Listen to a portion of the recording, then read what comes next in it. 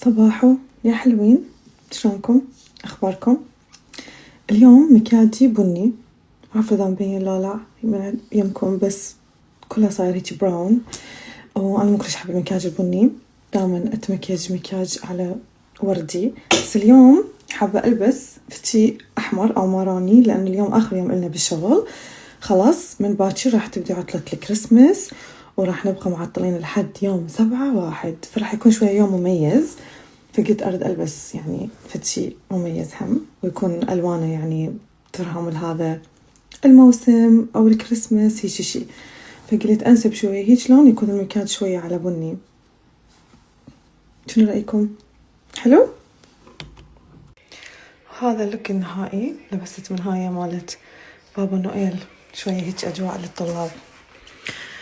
طبعا بالتصوير مبين أحمر، بس هو مو أحمر، هو هيجي ماروني لونه.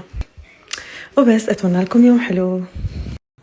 شوفوا زميلي جايب لي هدية وكاتب اسمي مال انستا. Vet du, det har skrivit fel. Det ska stå by. Du får rätta den. Kom rätta den nu.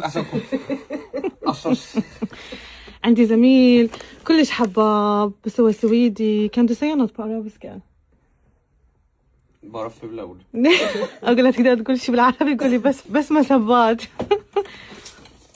شكرا. vet du vad شكرا betyder؟ Nej. tack.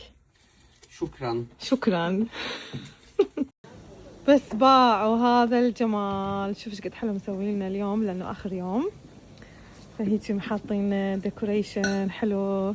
Vad fint ni har gjort. Bra jobbat, jättefint. بس باعوا الجمال، بس باعوا ايش قد حلو مسوينا، اجواء كلها مال كريسماس.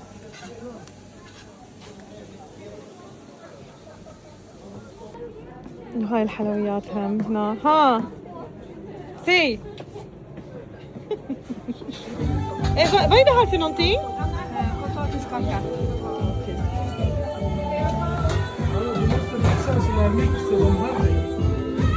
Ha!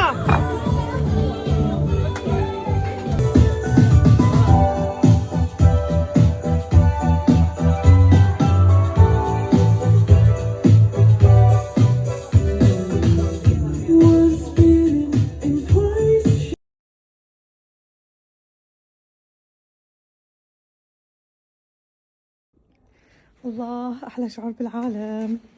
باي باي شغل 3 أسابيع عندنا عطلة. باي باي. هاي ممر السعادة الحقيقي.